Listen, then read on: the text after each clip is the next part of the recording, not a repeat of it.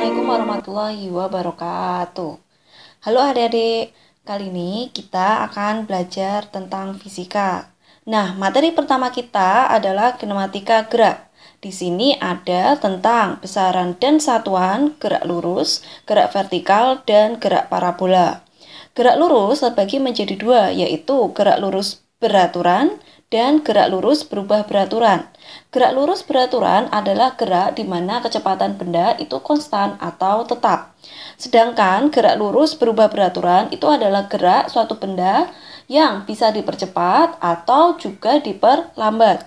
Selanjutnya, gerak vertikal. Di sini ada tentang gerak vertikal ke atas, gerak vertikal ke bawah, dan gerak jatuh bebas. Langsung saja kita menuju ke materi besaran dan satuan. Besaran terbagi menjadi dua, yaitu besaran turunan dan besaran pokok. Untuk besaran pokok, macamnya apa aja, di sini sudah saya tuliskan. Nah, jika adik-adik ingin tahu besaran turunan itu apa aja, adik-adik bisa sebutkan besaran-besaran lain yang tidak tertulis di sini. Adik-adik bisa sebutkan mungkin luas, volume, energi, daya, dan lain-lain. Kembali ke besaran pokok, di sini ada 7 besaran pokok. Nah, kalau adik ingin menghafalkan besaran pokok itu apa aja, adik bisa menggunakan trik, yaitu triknya jiwa SMP.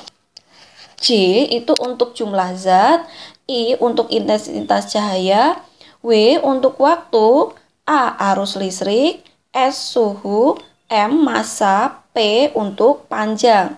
Nah, di sini adik-adik perlu menghafalkan juga dimensi. Nah, kita hafalkan 3 besaran saja, yaitu waktu dengan satuan second, simbolnya S, dimensinya adalah T. Kemudian massa, satuannya adalah kilogram, simbolnya kilo, kg, dimensinya adalah M. Kemudian panjang, satuannya adalah meter, simbolnya M, dimensinya adalah L. Contoh soal. Di sini kita disuruh menganalisis dimensi dari daya, kalor, energi, momentum, dan impuls. Kita mulai dari yang paling mudah terlebih dahulu, yaitu momentum. Adik-adik bisa tuliskan, momentum itu rumusnya adalah M dikalikan dengan V. Jadi nanti kita tuliskan satuan dari massa yaitu kilogram, kemudian kecepatan satuannya itu meter per second. Kemudian setelah itu baru kita tuliskan dimensinya. Kilo itu adalah satuan massa, jadi dimensinya M. Meter satuan dari panjang, jadi dimensinya adalah L. Second itu adalah dimensi dari waktu, jadi dimensinya T.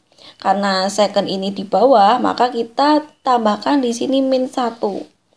Lanjut ke dimensi dari impuls. Impuls di sini diartikan perubahan momentum. Jadi nanti dimensi dari impuls akan sama dengan dimensi dari momentum, yaitu ml T-1. Lanjut ke dimensi dari energi. Energi itu banyak macamnya. Ada energi kinetik, energi potensial, kalor. Kalor itu juga termasuk energi. Kemudian ada pula energi listrik. Nah, kita tuliskan yang paling mudah aja deh, yaitu energi potensial. Rumusnya adalah M dikalikan G kalikan H. M itu punya satuan kilogram, gravitasi meter per second kuadrat, kemudian tinggi satuannya adalah meter. Dimensinya adalah kilo itu dimensinya M, meter kuadrat dimensinya L kuadrat, kemudian S itu adalah satuan dari waktu, maka dimensinya T, ya, karena di bawah kita tambahkan T-2. Lanjut ke kalor. Kalor itu adalah suatu bentuk energi, maka dimensinya nanti akan sama dengan energi potensial ml kuadrat T-2. Terakhir, daya. Daya itu adalah energi per satuan waktu. Jadi nanti dimensi dari energi kita tulis lagi ml kuadrat T-2 dibagi dengan dimensi dari waktu yaitu T. Jadi nanti dimensi dari energi ini adalah ml kuadrat T-3. Jadi jelas ya Dek ya, ini jawabannya adalah yang B. Dimensi dari kalor adalah ml kuadrat T-2. Gerak lurus beraturan diartikan sebagai gerak suatu benda pada garis lurus dengan kecepatan tetap atau kecepatan konstan. Nah, di sini terdapat dua buah besaran dengan karakteristik yang berbeda, namun memiliki satuan yang sama, yaitu perpindahan dan jarak. Perpindahan diartikan perubahan kedudukan suatu benda, sedangkan jarak adalah panjang lintasan sesungguhnya yang ditempuh oleh suatu benda. Jadi perpindahan adalah perubahan kedudukan, sedangkan jarak adalah panjang lintasan. Jadi, misalkan di sini ada seseorang, dia bergerak dari kota A menuju kota B dan pada akhirnya sampai di kota C. Maka, jika ditanyakan perpindahan, maka perpindahannya adalah 31,24 km. Nah, adik-adik, untuk perpindahan ini termasuk ke dalam besaran vektor. Jadi, selain mempunyai nilai, dia juga mempunyai arah. Nah, di sini mula-mula dia berada di titik A, kemudian dia menuju ke C. Tujuan akhirnya adalah C. Nah, jika kita perhatikan, misalkan utaranya itu adalah utara peta, maka arah dari seseorang tersebut adalah menuju ke timur laut. Gitu ya, jadi di sini adalah besaran vektor, perpindahan tersebut dia mempunyai nilai dan memiliki arah. Sedangkan untuk jaraknya, jarak ini termasuk dalam besaran skalar, jadi tidak ada arahnya. Nah, kita hitung saja panjang lintasan yang ditempuh oleh seseorang tadi. Jadi nanti 20 ditambah dengan 24. Maka hasilnya adalah 44 km. Kemudian, terdapat pula besaran kelajuan rata-rata dan kecepatan rata-rata. Nah, karena kelajuan rata-rata ini adalah perbandingan antara jarak total yang ditempuh dengan waktunya, maka kelajuan rata-rata ini termasuk ke dalam besaran skalar, karena jarak ini adalah besaran skalar. Kemudian untuk kecepatan rata-rata adalah perbandingan antara perpindahan dengan waktu tempuh. Karena perpindahan ini adalah besaran vektor, maka kecepatan rata-rata juga merupakan besaran vektor. Contoh soal. Tabel di bawah ini menginformasikan perjalanan sebuah benda dari posisi A ke F sepanjang sumbu X beserta catatan waktunya. Mula-mula dia berada pada posisi A yaitu pada meter ke-30, kemudian lanjut ke posisi B meter ke-52, kemudian posisi C meter ke-38, posisi D balik ke 0, terus posisi E min 37 dan F min 53. Ditanyakan kelajuan rata-rata benda tersebut dari A ke D. Nah, kelajuan adalah perbandingan antara jarak dengan waktu. Jadi nanti di sini mula-mula kita cari dulu jaraknya.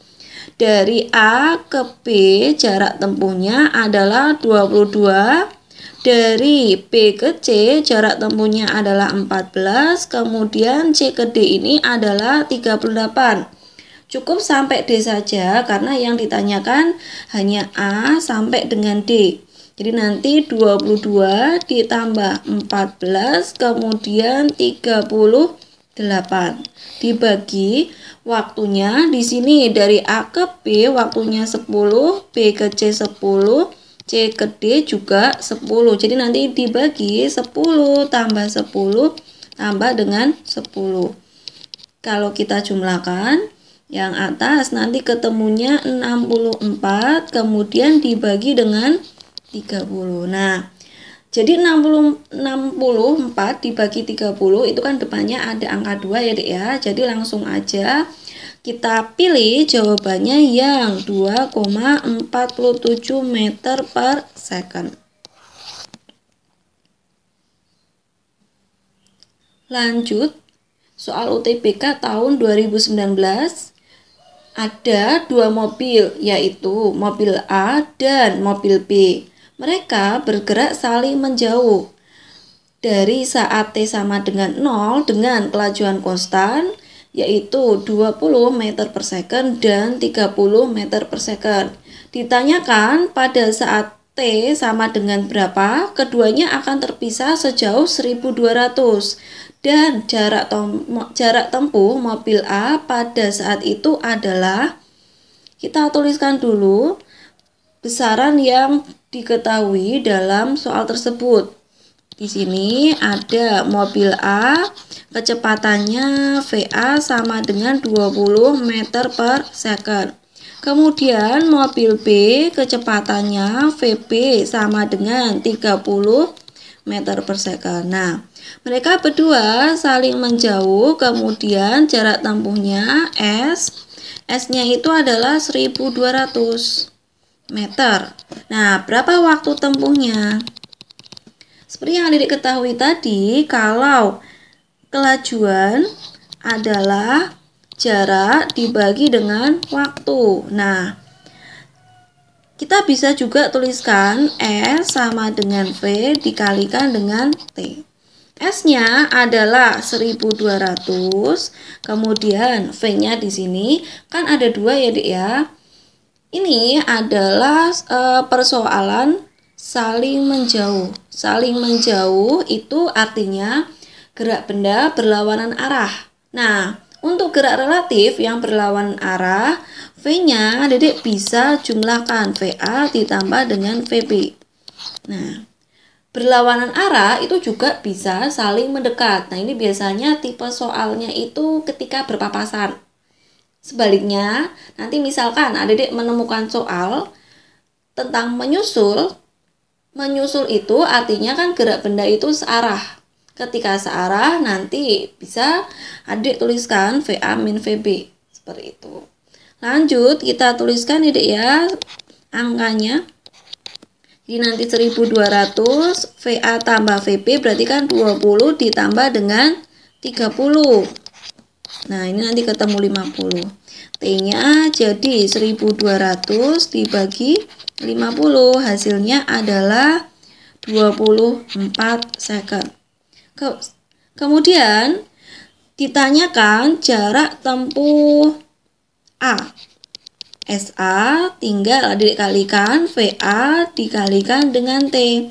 VA-nya adalah 20, T-nya adalah 24. Hasilnya adalah 480 meter per second. Sorry, meter ya. Jadi jawabannya yang D. Soal. Jika sebuah kendaraan bergerak sepanjang jalan lurus mengikuti grafik kecepatan seperti pada gambar, maka pernyataan yang benar adalah di sini Adik bisa lihat kecepatan benda pada mulanya adalah min 10.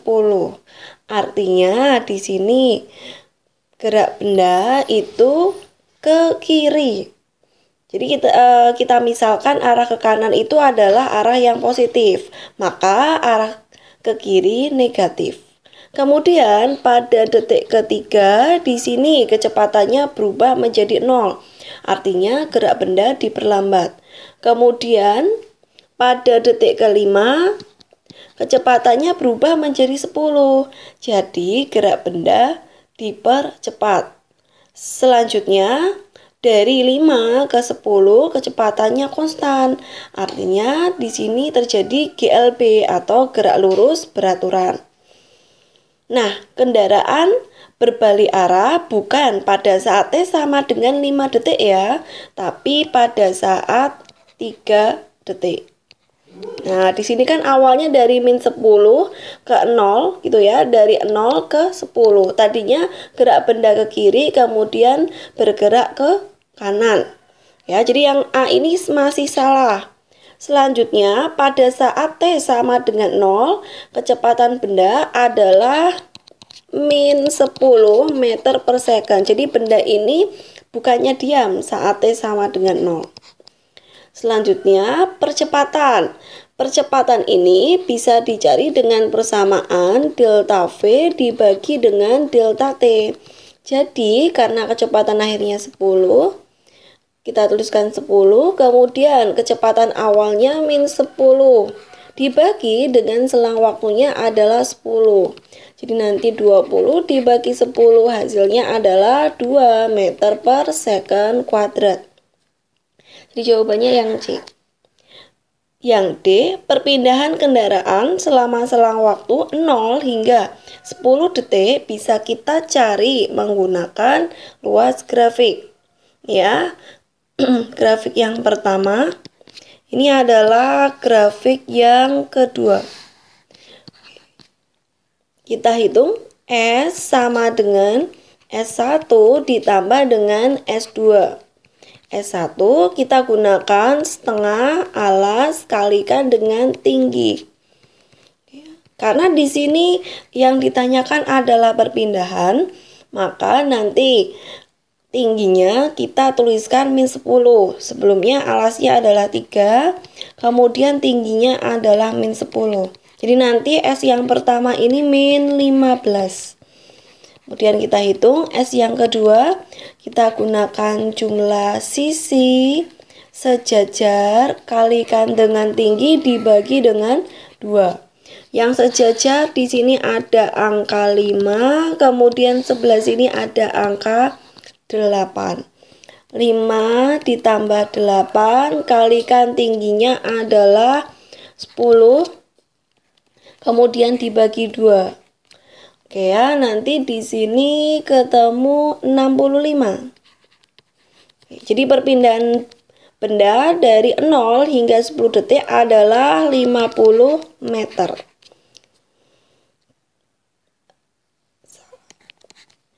Kendaraan bergerak dengan percepatan tetap. Adik-adik bisa lihat di sini dari min 10 ke 0 ini kan geraknya diperlambat. Jadi nanti kita gunakan perlambatan. Selanjutnya dari 0 hingga 10 ini terjadi percepatan. Jadi kalau percepatan tetap itu salah karena nanti di sini ada perlambatan, ada juga percepatan. Seperti itu. Sebelum kita belajar tentang gerak vertikal, mari kita pelajari terlebih dahulu tentang kelajuan sesaat dan kecepatan sesaat. Kelajuan sesaat adalah kelajuan rata-rata yang waktu tempuhnya mendekati 0. Sedangkan kecepatan sesaat adalah kecepatan rata-rata yang selang waktunya mendekati 0. Hubungan antara perpindahan, kecepatan sesaat, dan percepatan adalah sebagai berikut.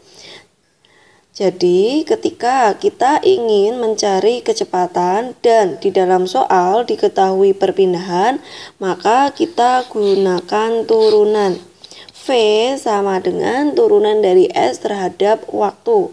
Selanjutnya, jika ingin mencari percepatan dan di dalam soal ada persamaan kecepatan, maka gunakan turunan dari V.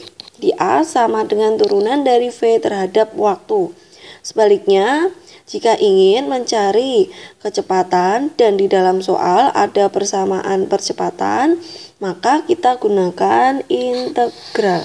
Jadi nanti V sama dengan V0 kecepatan awal ditambah dengan integral dari A. Selanjutnya, jika ingin mencari S atau perpindahan dan diketahui persamaan kecepatan, maka gunakan S sama dengan S0, posisi awal ditambah dengan integral dari kecepatan. Contoh soal, posisi sebuah benda di sepanjang sumbu X mengikuti persamaan X sama dengan min 6T ditambah dengan 2T kuadrat.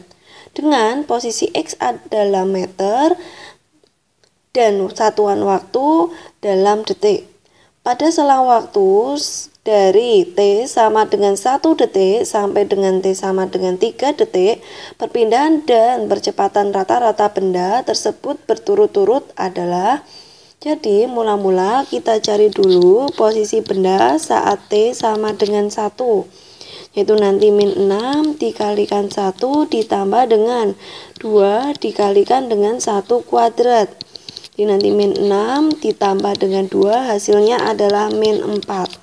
Selanjutnya pada saat X sama dengan 3 sama dengan min 6 kalikan 3 ditambah 2 dikalikan dengan 3 kuadrat. Min 18 ditambah dengan 2 kali 9. Min 18 tambah 18 hasilnya adalah 0. Jadi nanti perpindahan benda atau delta X sama dengan X2 dikurangi dengan X1. X-nya tadi adalah 0 dikurangi dengan min 4. Hasilnya adalah 4 meter. Kemudian percepatan rata-rata benda. Mula-mula kita cari dulu persamaan kecepatan. Kita bisa gunakan turunan dari posisi dx per dt. Kalau diturunkan, min 6t ditambah dengan 2t kuadrat, maka menjadi min 6 ditambah dengan 2 kalikan dengan 2t. Tuh ya, jadi nanti ini jadi min 6 ditambah dengan 4t. Selanjutnya kita cari kecepatan pada saat detik pertama, yaitu min 6 ditambah dengan 4 kali 1. Hasilnya adalah min 2. Pada saat T sama dengan 3, maka kecepatannya adalah min 6 ditambah dengan 4 dikalikan dengan 3. Ini adalah 6. Kemudian percepatan rata-rata, rumusnya adalah delta V dibagi dengan delta T. Jadi nanti 6 dikurangi min 2 dibagi dengan selang waktunya adalah 2. Hasilnya adalah 4 meter per second kuadrat. Jadi jawabannya adalah B.